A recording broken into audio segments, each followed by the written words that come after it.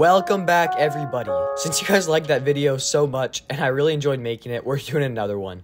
But this time, not in Arkham Knight, no, but in Batman Arkham Asylum. Yes, we skipped City, but be patient, we'll do it. Oh my god, The original game of the series, and in my opinion, maybe my top 2 favorites. So, if you've yet to check out the other video on Arkham Knight's terrifying details, please go and do so. And quickly, I want to thank you all for 500 subs. I think we're past that now, but genuinely, thank you guys so much. This is just the very beginning. So make sure to go check out the video if you end up enjoying this one. And finally, thanks again to Gotham Paladin for the video idea. Go and check out his channel, I'll link it below. But, let's get into it. happy to drop my pants.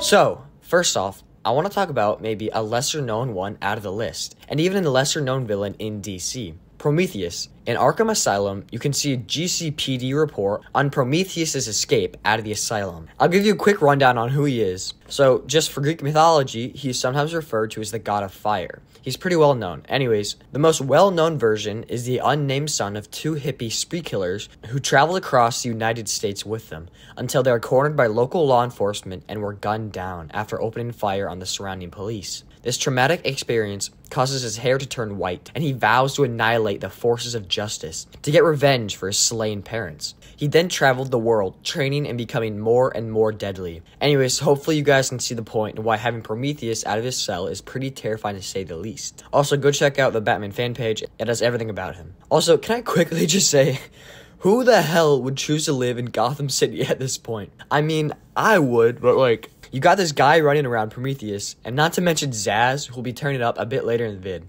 I mean, it's probably more affordable out of other major cities, but I mean, just imagine sleeping. It's 4 in the morning, and you see this dude staring at you in the window. Anyways, let me down below, but let's move on. But Prometheus, him being on the loose, is so terrifying because he wants to take out all justice. So the GCPD has to watch out all the superheroes in Gotham, and pretty much just the people. But let's move on. So many of you may know this little detail or Easter egg in Asylum. That was a precursor to Arkham City's main dilemma. Yes, we can actually find the Titan formula in the vents of Asylum. Now many of you may be asking right now, but Arkham boss, there's already Titan formula in Arkham Asylum. Well, I've got 2 answers for you. This video is hard as to find Easter eggs to make a whole segment on. And second of all, some theories have been put out there that this is most likely a prototype version of the final completed form, and it probably is, to be honest. So, if you go in the vents, you'll see 2 dead rats. One very small, and a fat-ass, larger rat.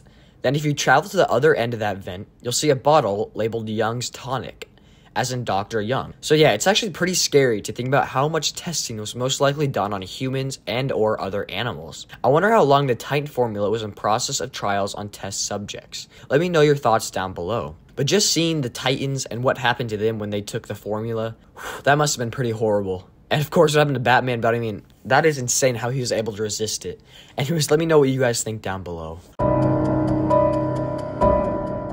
Okay, so this next one, I had no idea existed, because somebody definitely did not try and collect all the audio tapes in Asylum, or try to 100% it yet. Definitely not me. Anyways, Gotham Paladin's video had this one. I thought it was super interesting and cruel. Anyways, I'll sum it up, then after I'll play the clip, because you'll want to hear it. Anyways, the interviewer of Zsaz in these audio files is Dr. Sarah Cassidy at Arkham Asylum. The clips, as you listen, will get more and more creepy and terrifying for Dr. Cassidy as you unlock them. Here, take a quick listen, then I'll explain it. Victor is not responding well to treatment. Victor, yesterday we spoke about the people you killed. Ah, the zombies. They are all people, Victor. They are zombies. Continuously shuffling through the daily grind, waiting for someone to liberate them. You mean, kill them? The police report states that you've murdered, or liberated, if you like, 20 young women in the last 3 months. Each had her throat slit and was left posed. They were all lucky to be chosen to receive my gift. Really? How about you, Miss Cassidy? As you take the elevator to your apartment each night, open the 6 locks to apartment 433. Remember you forgot to buy your cat food. again. How do you know As where you sit down on your favorite red chair, cat on lap, just waiting for something to happen. I can make it happen, Sarah. I am your salvation. No empathy for his victims. Deep down, I believe he views all of us as potential victims. Doc, are you okay? What's happening? It's Zsaz. He broke out of isolation. He's gone. Oh, God! Don't worry, Doc. You're in the safest place. He's definitely left the island. Of course. But someone needs to alert the authorities. He'll need to kill again. Do you understand me? Needs to. Oh, no. He's gone after Dr. Cassidy.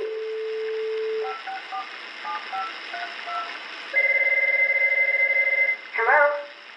Sarah, it's Gretchen. Listen to me. Hold on, there's someone at the door. Sarah, do not answer the door. Can you hear me? Do not answer the door. It's Zsaz. He's free. So, yeah, Zsaz may be one of the most messed up characters in all of Gotham, mentally at least. But some good news did come from this.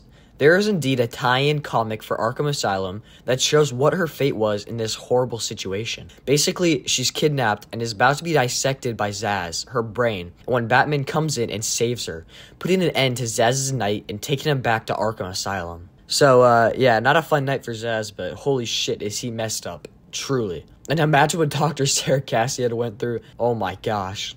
Anyways, I do want to read the Arkham comics because they sound pretty interesting, but I've heard a lot of them aren't considered canon because they go a bit off the script. But I think I do want to read them, especially before Suicide Squad to Kill the Justice League comes out. That'd be really interesting to read because I know there's some comics based in between the time of Suicide Squad to Kill Justice League and Arkham Knight's End. Anyways, let's move on. If you go to the warden's office, you can look around and explore a little bit, and look at some cool stuff.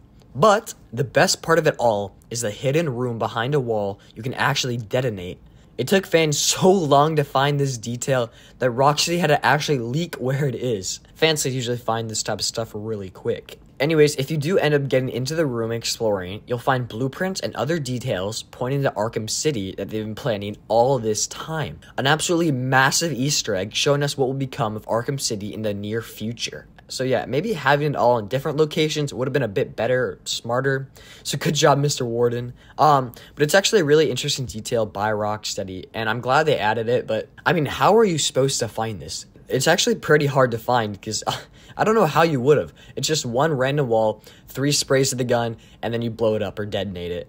And that's about it. But I mean, how are you supposed to get that? It's not even one spray. But anyways, a really interesting detail by Rocksteady. And I'm glad they added that because it's a cool precursor to the game. Joker, of course, is a massive part of Arkham Asylum. But he's not always around to see whenever you want. But that's actually incorrect, because if you visit the visitor center, you see a bunch of Joker mannequins in really weird positions. But if you turn around, the main one moves slightly in different positions. Now when playing, I either thought it was a robot or some sort of mechanism. But no, he was there the entire freaking time. World's greatest detective, who? Anyways, I'm kidding. But scanning this does reveal it. And there's a cutscene which shows him showing the bats the twist. But overall, really creepy, knowing that he was there the entire time. But a cool detail, and it's a really cool twist. And what we see is just him in a TV talking to us, but really he's just behind that. So, yeah, pretty cool. But it may have just been when Batman was in there, because of course he's in other events during the game. So I guess he quickly scurried in there when Batman got there. So pretty weird, but okay. Moving on, Arkham Asylum's ambiance and setting has been well appreciated by practically everybody who's played it, from the game devs to IGN reviewers and us. But what really adds another layer is all on smaller details we see around the asylum that contribute to the ambiance, which is really cool and amazing. And a lot of times, whenever I see people play it for the first time, they think it's a horror game. But it definitely has some horror aspects. So, here are a few. In the secure transit of intensive treatment, you can find a glass saying, "You don't have to be mad to work here, but it certainly helps." I think this one's pretty self-explanatory, but really cool, and it's just cool to see what it's like working in Asylum, because that would not be fun, but it would be cool to tour it. As well as that, you can actually find a jar with an unused model of what it looks to be like a lunatic or variation that was never put into the final game, which is really cool that Rocksteady added so many. They get really hard into the details, especially in this trilogy. I absolutely love it. Like, just putting these unused models, even the one where they had a fan in the game, it's really cool, and I think Rocksteady's just great at that.